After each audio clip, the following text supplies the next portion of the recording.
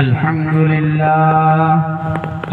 لله نحمده ونستعينه ونستغفره ونؤمن به ونتوكل عليه ونعوذ بالله من شرور أنفسنا ومن سيئات أعمالنا من يهده الله فلا مضل له ومن يضلله فلا هادي له وأشهد أن لا إله إلا الله وحده لا شريك له وأشهد أن محمدا عبده ورسوله صلى الله تعالى عليه وسلم. قال الله تبارك وتعالى في القرآن المجيد والفرقان الحميد: أعوذ بالله من الشيطان الرجيم. بسم الله الرحمن الرحيم. يا أيها النبي قل لأزواجك وبناتك ونساء المؤمنين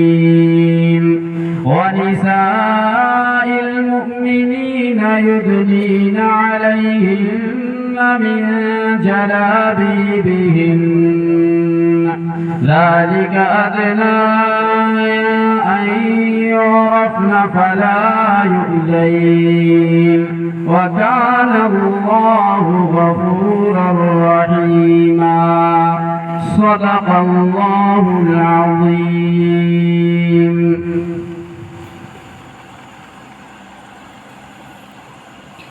کعبہ و قرآن کو غلافوں میں جو دیکھا منیر، کعبہ و قرآن کو غلافوں میں جو دیکھا منیر، تب کہیں جا کے سمجھ آیا کہ پردہ کیا ہے. بہت خوب. بزرگان محترم، معزز حاضرین، میں بہت زیادہ وقت آپ کا نہیں لوں گا کیونکہ مجھے معلوم ہے بہت سارے پروگراموں میں شرکت کرنا ہوتا ہے کہ ان پروگراموں میں انسان کتنی جلدی تھک جاتا ہے اور کتنی جلدی نیند آنے لگتی ہے. یہی پہ اگر وہ والا پروگرام رکھ دیا جائے جس میں ڈھول، تاشا، مجیرہ اور ہمیں جن کے نام نہیں معلوم وہ ساری چیزیں ہوں تو نیند تو بڑی دور کی بات ہے، بھوک تک کا احساس ہونے والا نہیں. تو بہرحال ہم آپ کو جانتے ہیں، آپ ہمیں جانتے ہیں، کوئی کسی سے ڈھکا چھپا نہیں ہے کون کتنے پانی میں. تو جو کرسیاں آگے خالی ہیں ان پر برائے مہربانی عزت و شرافت کے ساتھ آ جائیں، پیچھے بڑھنے کی زحمت نہ کریں. جو کرسیاں خالی ہیں نام لے کر میں نہیں بلاؤں گا، آپ حضرات جو کرسیاں آگے خالی ہیں ان پر آ جائیں کیونکہ اس میں ہمارے بڑے بھی ہیں. میں بڑوں کا نام لینا اس وقت احترام کے خلاف سمجھتا ہوں. جتنا سنجیدگی سے سن لیں گے اتنا ہی بہتر ہمارے لیے بھی ہوگا اور آپ حضرات کے لیے بھی ہوگا. چونکہ یہ دینی محفل ہے، جتنا آگے بڑھیں گے اللہ اتنا ہی آگے بڑھائے گا اور جتنا پیچھے جائیں گے آپ خود ہی فیصلہ کر لیں اللہ کہاں لے جائے گا. بہرحال میں بہت زیادہ وقت نہیں لوں گا، میں پہلے ہی عرض کر چکا ہوں. میں نے قرآن کریم کی ایک آیت مبارکہ آپ حضرات کے سامنے رکھی ہے، اسی کے ضمن میں چند مختصر باتیں عرض کرنے کا ارادہ ہے. دعا کریں کہ اللہ رب العزت ہمیں صحیح کہنے کی، ہم سب کو سمجھ کر اس پر عمل کرنے کی توفیق عطا فرمائے. ابھی ہمارے بعد میں ہمارے گوپا ملک کے ابھرتے ہوئے ستارے جناب حضرت مولانا عبد الجبار صاحب دامت برکاتہ العالیہ تشریف فرما ہے. وہ خطاب فرمائیں گے. انہی کا بیان اس وقت اصل ہے، انہی کی باتیں آپ حضرات کو سننا ہے. میں بیچ میں قائل ہوا ہوں. میں نے جو قرآن کریم کی آیت پڑھی ہے اس میں اللہ رب العزت نے پردے کے تعلق سے احکام کو امت محمدیہ پر نافذ کیا. فرمایا یا ایھا النبی، اے نبی، قل لازواجک، اپنی بیویوں سے فرما دیجئے، وبناتک، اپنی بیٹیوں سے فرما دیجئے. پھر تیسرے نمبر میں ارشاد فرمایا اللہ رب العزت نے ونساء المؤمنین، اور तमाम मोमिनों की ख़वातीन से, औरतों से, बीवियों से, बेटियों से, सबसे फरमा दीजिए युदनीन अलैहिन्ना मिन जलाबीबिहिन, कि अपनी चादरों को अपने गिरेबान में डाले रखे, गिरेबान पर डाले रखे। अब आप सोच रहे होंगे कि ये प्रोग्राम तो मुहर्रम के उन्वान पर रखा गया, ये पर्दे का मामला बीच में कहाँ से आ गया? तो मैं इसमें तत्वीक देने के लिए आप हजरात के सामने बहुत ही आसानी जो हमसे हो सकेगा मैं समझाने की कोशिश करूंगा कि अल्लाह रब्बुल इज्जत ने सबसे बरगजीदा और महबूब नबी के सिलसिले में ये इरशाद फरमाया कि ऐ नबी अपनी बीवियों और अपनी बेटियों से जाकर कहो, उनको जाकर बताओ कि पर्दे का एहतमाम करें, पर्दे के साथ रहें, किसी नामहरम मर्द के सामने ना आए। फिर उसके बाद में इरशाद फरमाया कि जब तुम इनसे कह लेना फिर उनसे कहना, मोमिनीन की औरतों से कहना कि वो पर्दे में रहा करें, क्योंकि पर्दा इस्लामी शिआर में से शामिल है। पर्दे की वजह से शरीयत की बका है, पर्दे की वजह से मुस्लिम खवातीन की बका है। बहुत ज्यादा साफ ज़हन रखने वाले लोगों ने आजकल पर्दे को बदनाम करके रखा है और कहा कि आज ये जो मुसलमानों के धर्म के अंदर मजहब इस्लाम में पर्दे की ताकीद की जाती है, ये तो औरतों को कैद कर दिया गया। औरतों को कैद करने का हुक्म लगाते हैं कि पर्दे में औरतें कैद रहती हैं। मीठी चीज हो और खुली रखती जाए, उस पर मक्खियां भिनभिनाने लगती हैं, और मीठी ही चीज को अगर किसी पन्नी में या कागज में लपेट कर रखा जाए तो मक्खियां तो बड़ी दूर की बात है, चींटियां तक सूंघ के नहीं आ पाएंगी, जो सबसे हसास जानवर है। तो ये अल्लाह रब्बुल इज्जत ने उम्मत मोहम्मदिया को पैगाम दिया है कि तुम यूं ही अपने घर में कोई मेहमान आ जाए उसके सामने भी बगैर पर्दे के मत आना। पर्दा हर एक से है, वो हर एक में से शामिल है जो आपका नामहरम हो, बाप भाई के अलावा, शौहर के अलावा, नाना दादा के अलावा, ससुर के अलावा और एक दो लोग हैं उनके अलावा जो भी है वो सारे के सारे तुम्हारे लिए नामहरम। बात को गौर से सुनते रहेंगे तो इंशाअल्लाह बिल्कुल समझ में आएगा। ये गरीबी लोगों की बात चल रही है कि इन लोगों के सामने बगैर पर्दे के मत आना। और आज हमने क्या मिजाज बना लिया है, जरा सा बुरा लगेगा, सुनिएगा जरूर। आज हमारा मिजाज ये है कि हमने अपनी औरतों को, अपनी बहनों को, अपनी बेटियों को अलग ऐलान खुले तौर पर बाजारों में जाने की इजाजत दे दी है। हम घर पे आराम फरमा है, घर की औरत जाए बाजारों का सौदा खरीदे। हम घर में आराम फरमा है या जरा सा उज्र है, घर की औरत बाहर निकलकर चली जाए और वहां पर जाकर लोगों की रौनक बने, बाजारों की रौनक बने। और छोड़ दीजिए, ये तो आम मसला है जहां पर लोग अपने आप को शॉपिंग के नाम से या उसके बहाने से इस मसले का दरकिनार करते हैं, इस मसले को पसे पुश डाल देते हैं। लेकिन दीन के नाम पर जो औरतें घर से बाहर निकलती हैं, जरा इस पर भी तवज्जो हो जाए।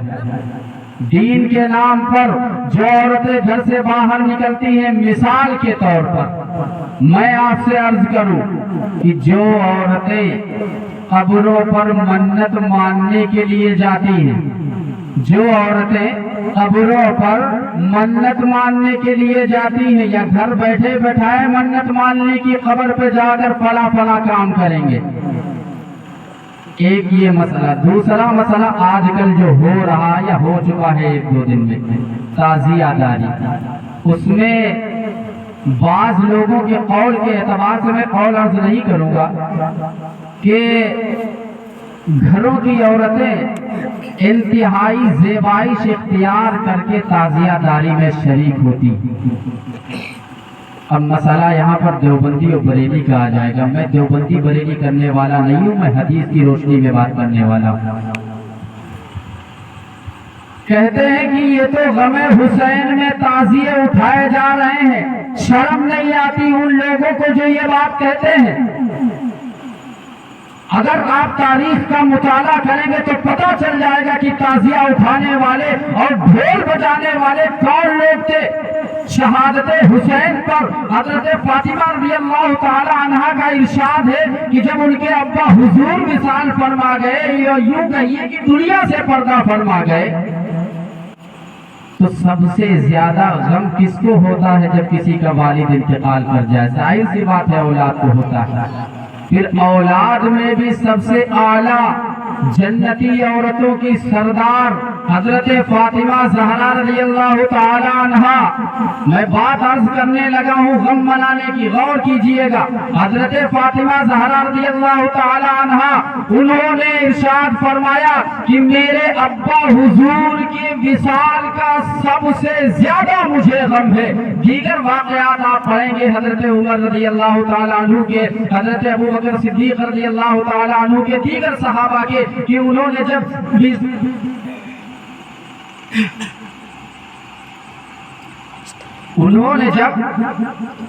وصال نبی کی خبر سنی، نبی کے پردہ فرما جانے کی خبر سنی، تو اپنے حواس باختہ کر لیے، ہوش نہیں رہا کہ ہم کون ہیں۔ تو حضور صلی اللہ علیہ وسلم کا ارشاد ہے کہ 3 دن سے زیادہ سوگ منانا جائز نہیں۔ سوگ جانتے ہیں؟ سوگ کیا ہوتا معلوم ہے کسی کو؟ ہاں، غم منانا، بولنا چاہیے، بولتے رہنا چاہیے، شرم ورم کا مسئلہ نہیں ہے۔ گالی دینے کی جب بات آئے گی، ماں بہن کے سامنے کھڑے ہو کے گالی دیں گے، تب کسی کو کوئی شرم نہیں رہتی۔ جب کوئی مولوی سامنے سے پوچھے کہیں غلط نہ ہو جائے، سیکھے ہی نہیں، غلط تو ظاہر سی بات ہوگا، جب غلط نہیں ہوگا تو صحیح سمجھ نہیں پائیں گے۔ تو صحیح سمجھنا ہے تو زبان کھولنا پڑے گا۔ تو سوگ کس کو کہتے ہیں؟ غم کو۔ تو حضور پاک صلی اللہ علیہ وسلم نے ارشاد فرمایا کہ 3 دن سے زیادہ سوگ منانا جائز نہیں۔ ادھر حضرت فاطمہ ارشاد فرماتی ہیں کہ میرے ابا حضور کے وصال کے وقت سب سے زیادہ غم مجھے تھا، اور ہونا بھی چاہیے، کیونکہ تاجدار، کیونکہ وجہ کون مکہ کا وصال ہوا ہے۔ ایسی شخصیت کا پردہ، ایسی شخصیت نے پردہ فرمایا ہے جس کے لیے اللہ رب العزت نے اس کون مکہ کو سجایا، زمین و آسمان کو بنایا۔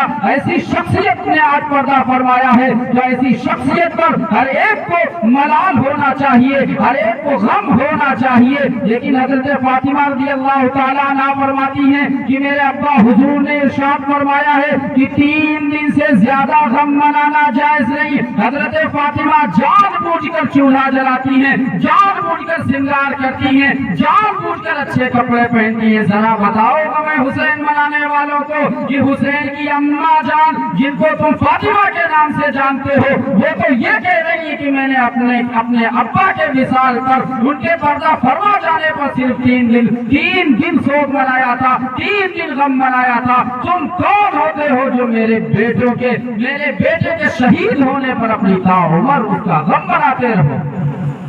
بات سمجھنے والی ہے کہ نہیں؟ بات سمجھنے والی ہے۔ فاطمہ، حضرت فاطمہ کہہ رہی ہے 3 دن سے اوپر میں نے سوگ نہیں منایا، اور انہی کے ماننے والے یہ کہہ رہے ہیں کہ مجھے آج تک غم حسین ہے۔ بہت ساری اس کے اندر باتیں ہیں، میں وہ ساری باتیں نہیں عرض کروں گا ورنہ ٹائم بہت ہو جائے گا۔ تو حضرت حسین رضی اللہ تعالی عنہ کی جب شہادت ہوئی ہے، ظاہر سی بات یہ محرم الحرام کا مہینہ فضیلت والا مہینہ ہے۔ حضور اللہ کے نبی صلی اللہ علیہ وسلم نے ارشاد فرمایا تھا روزے کے تعلق سے، افضل الصیام بعد رمضان شہر اللہ المحرم، فرمایا اللہ کا مہینہ محرم ہے، اس میں عبادات میں، اس میں نیکیوں میں عبادت کے تعلق سے اضافہ کر دیا جاتا ہے۔ کیا فرمایا؟ نیکیاں کرو گے تو ثواب بڑھا دیا جائے گا۔ شیطان نے کیا کام کروایا کہ نیکیاں مت کرنا، سب گڑبڑ والے کام کرو۔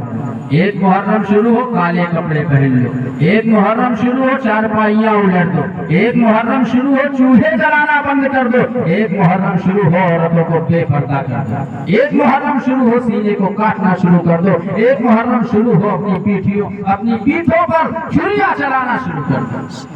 عجیب بے وقوفی والی بات، مانتے ہو جس کو اس کی بات نہیں مانتے۔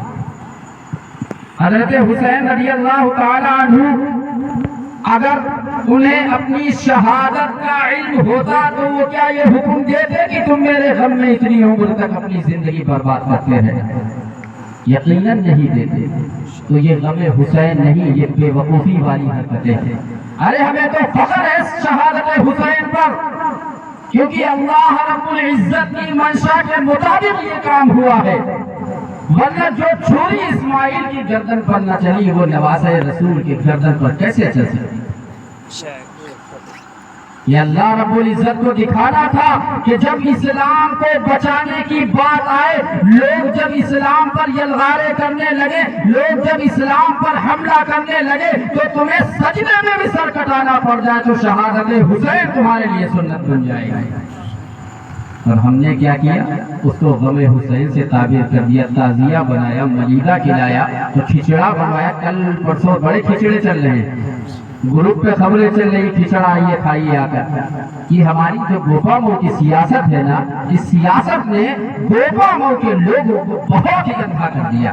کسی کو برا لگے یا اچھا لگے، مجھے کوئی فرق نہیں پڑتا۔ کیا فرمایا اللہ کے نبی صلی اللہ علیہ وسلم نے؟ افضل الصیام بعد رمضان شہر اللہ المحرم۔ رمضان کے بعد سب سے فضیلت کے روزے محرم الحرام کے مہینے کے ہیں، اور ارشاد فرمایا کہ اگر عاشورہ کا روزہ رکھو گے تمہیں 1 سال کی عبادت کا ثواب ملے گا۔ کیا فرمایا؟ 1 سال کے گناہ معاف کر دیے جائیں گے۔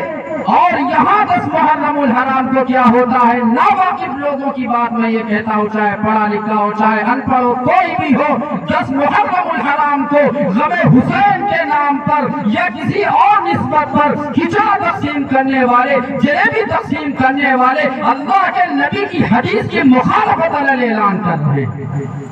اگر کسی نے آپ کے کھچڑے کے لالچ میں روزہ چھوڑ دیا، وہ یوں ہی چھوڑ دے، مستحب روزہ ہے، کوئی مسئلہ نہیں۔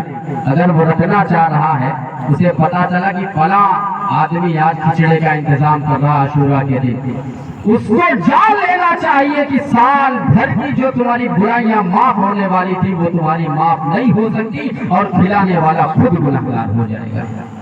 وہ ہمیں ثابت کر کے دکھا دے کہ اس دن کہاں سے یہ ثابت ہے۔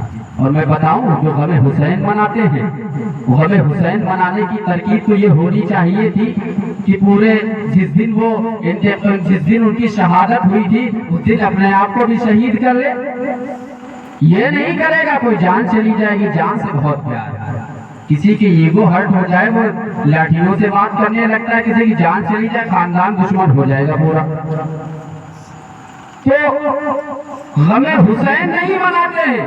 جب حضرت حسین رضی اللہ تعالیٰ عنہ کی شہادت عاشورہ کے دن 10 محرم الحرام کو 60 ہجری کے اندر 61 ہجری کے اندر ہوئی تھی، اس وقت شہادت کے بعد میں ڈھول تاشے بجانے والے کون لوگ تھے؟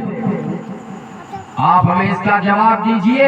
نواسہ رسول کے سینوں پر جب تیر چل رہے تھے، نواسہ رسول کی گردن پر جب چھریاں چل رہی تھی، نواسہ رسول کی گردن پر جب تلوار چل رہی تھی، اس وقت میں ڈھول تاشوں کے ساتھ کون سی جماعت تھی جو نکل رہی تھی؟ کون سی جماعت تھی جو خوشیاں بنا رہی تھی؟ آج ہم نے انہی کی نقل اتارنا شروع کر دیا ہے، نام رکھ دیا ہے غم حسین۔ شرم آنی چاہیے، غیرت آنی چاہیے۔ ہمیں تو اس دن کرنا یہ چاہیے تھا، اسلام کے بول بالے کے لیے صحابہ کرام کا تذکرہ کرنا چاہیے تھا، اہل بیت اطہار کا تذکرہ کرنا چاہیے تھا، ان کی قربانیوں کا تذکرہ کرنا چاہیے تھا۔ اپنے بچوں کو قصے کہانی سنانے کے بجائے حضرت حسین رضی اللہ تعالیٰ عنہ کے شہادت کے قصے سنانے چاہیے تھے۔ آج کے لیکن ہم نے کیا کیا؟ غیروں کے طریقے پر، منافقوں کے طریقے پر اور شیطان کے چیلوں کے طریقے پر ہم نے اس دن کے اندر شیرینی تقسیم کرنا شروع کر دیا اور تمام قسم کے پکوان پکانا اور بانٹنا شروع کر دیے۔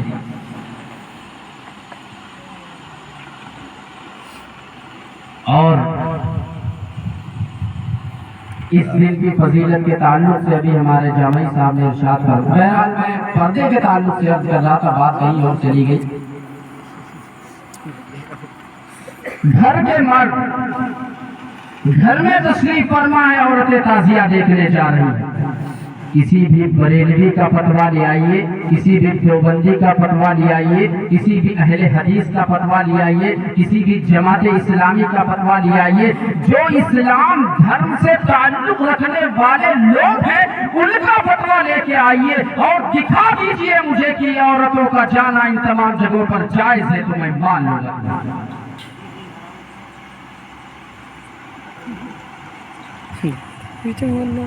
आप मुताला कीजिए, पढ़िए, बयानात सुनिए, और हम बयान सुनते भी हैं तो इस तरीके से जैसे हमको किसी ने पकड़ के बिठा रखा।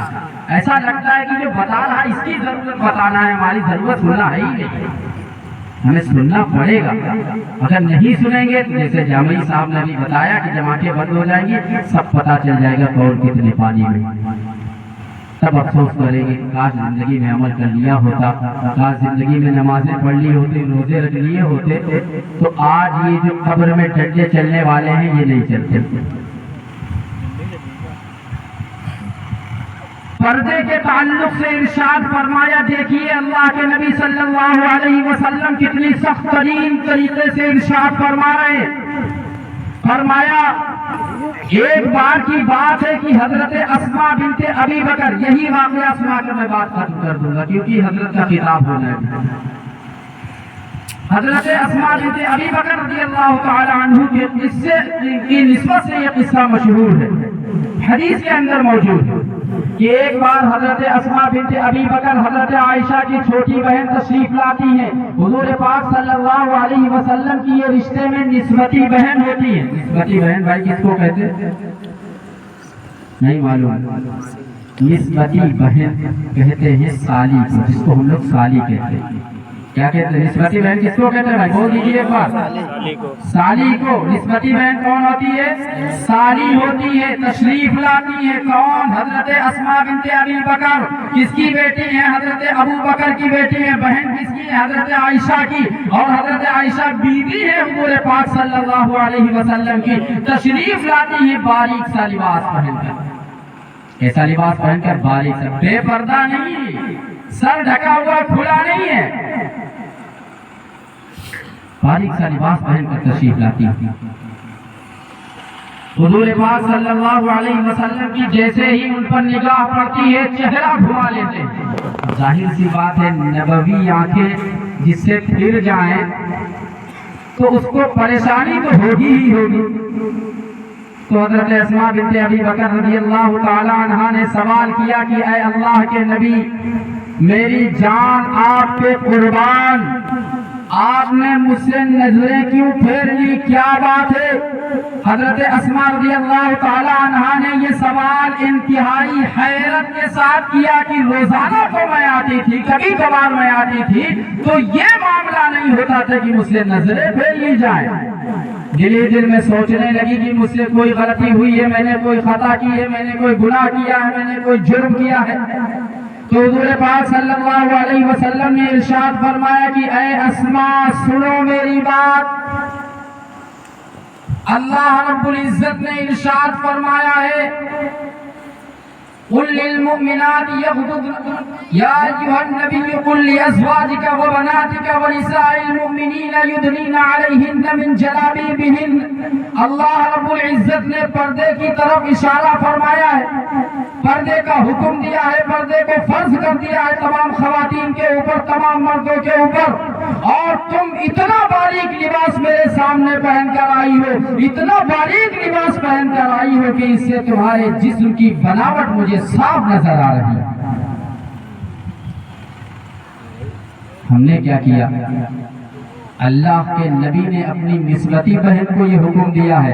अब आप जरा बताइए, साफ जहन रखने वाले, साफ जहन की आड़ में रहकर बदतमीजियां करने वाले, ये बताएं कि अल्लाह के नबी से ज्यादा साफ जहन का कोई हो सकता है? हजरत आयशा से ज्यादा साफ जहन का कोई हो सकता है? अबू बकर की बेटी अस्मा से ज्यादा साफ जहन का कोई हो सकता है? हजरत अबू बकर से ज्यादा साफ जहन का कोई हो सकता है? जब अल्लाह के नबी से ज्यादा साफ जहन का कोई नहीं हो सकता, तो दुनिया वालों को ये इख्तियार नहीं है कि पर्दा सिर्फ नजर का है, जहन साफ रखना चाहिए। یہ تو یہودی چالیں ہیں، یہودی بدتمیزیاں ہیں جو مسلم نوجوانوں کے اندر کوٹ کوٹ کر بھری جا رہی ہیں کہ کسی بھی طریقے سے یہ ان کے بیچ میں کوئی ایسا شوشہ چھوڑ دیا جائے کہ جس سے یہ تھوڑا سا مسئلہ کمزور ہو جائے، یہ اس راستے پر چل پڑے۔ مسلم نوجوانوں کا حال بھی یہی ہے کہ معلوم سب کچھ ہے، جائیں گے ضرور، مسئلہ بھی پوچھیں گے فلاں کام کرنا، تعزیہ دیکھنا جائز ہے؟ ہاں بھائی جائز نہیں ہے، مگر کیا ہوتا ہے کہ جب نظر پڑتی ہے تو معلوم ہوا کہاں سے آ رہے ہیں، تعزیہ دیکھ کے آ رہے ہیں۔ تو یہ مسئلے ہمارے بیچ میں چل رہے ہیں نا۔ اب یہ آپ لوگ پوچھیں گے کہ تعزیہ کے بارے میں، کیا تعزیہ کے کیوں پیچھے پڑ گئے؟ بہرحال مجھے تفصیل میں نہیں جانا ہے، بس یہی بات مجھے عرض کرنی تھی کہ پردے کا لحاظ خاص طور پر ہمیں رکھنا ہے۔ دیور سے بھی پردہ ہے، جیٹھ سے بھی پردہ ہے، اور ہمارے یہاں کی بہویں پردہ کس سے کرتی ہے؟ سسر سے۔ سسر سے پردہ نہیں ہے، گھونگھٹ سب سے لمبا سسر کے سامنے نکالا جاتا ہے، دیور کے سامنے کوئی گھونگھٹ ہی نہیں نکالا جاتا، جبکہ وہ شریعت کے اندر موجود ہے کہ دیور موت کی مانند ہے۔ تو بہرحال سسر سے پردہ نہیں ہے، کسی بھی کتاب میں پڑھ لیجیے گا حدیث کی۔ تو میں نے پردے کے تعلق سے کچھ باتیں آپ حضرات کے سامنے رکھی ہے۔ میں امید کرتا ہوں جو لوگ سن رہے ہیں یا جو ہماری مائیں بہنیں اس وقت میری معروضات کو سن رہی ہیں، ان سے میں یہ امید رکھتا ہوں کہ انشاءاللہ یہ باتیں کانوں میں پڑنے کے بعد اب شریعت کی خلافت نہیں کریں گے، شریعت کی خلاف ورزی نہیں کریں گی۔ ایک ہوتا انجانے میں کوئی گناہ کر دینا، ایک ہوتا ہے جاننے کے بعد کوئی گناہ کرنا، تو دونوں میں فرق ہوتا ہے، دونوں میں گناہوں میں بھی کمی زیادتی ہوتی ہے۔ تو بہرحال ہم امید کرتے ہیں اور دعا کرتے ہیں کہ اللہ رب العزت اس مہلک مرض سے جو ہمارے بیچ میں غیر حجابی رائج ہو گیا ہے، اللہ سے دعا کرتا ہوں کہ اس سب سے ہم سب کو اور ہماری ماں بہنوں کو محفوظ رہنے کی توفیق عطا فرمائے۔ آمین۔ وآخر دعوانا ان الحمد للہ رب العالمین۔